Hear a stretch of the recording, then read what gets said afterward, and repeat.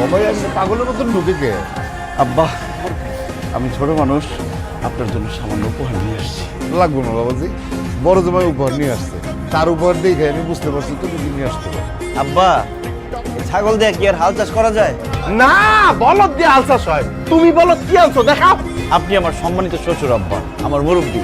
আমি আপনার জন্য একটা পায়জামা, একটা পাঞ্জাবি, আতর, তাসবি, 2টা জায়নামাজ আর সামথিং ফল ফ্রুট নিয়ে আসছি আব্বা।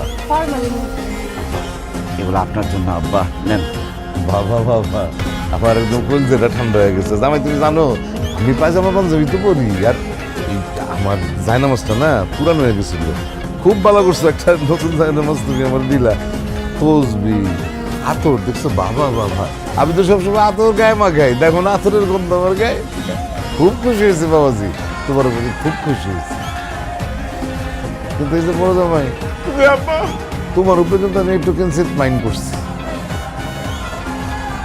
তোমার এই মিষ্টি মিষ্টি নিয়ে তোমার সামনে থেকে যাও, গন্ধে মাথা ঘুরে দিচ্ছে। আব্বা, আপনি অনুমতি দিলে আমি কি ওনাকে হালকা করে একটা ঘাড় ধাক্কা দিতে পারি? এই মাকাল বল, খবরদার সবাই একারে ঘাতক কেন দেখা যায়।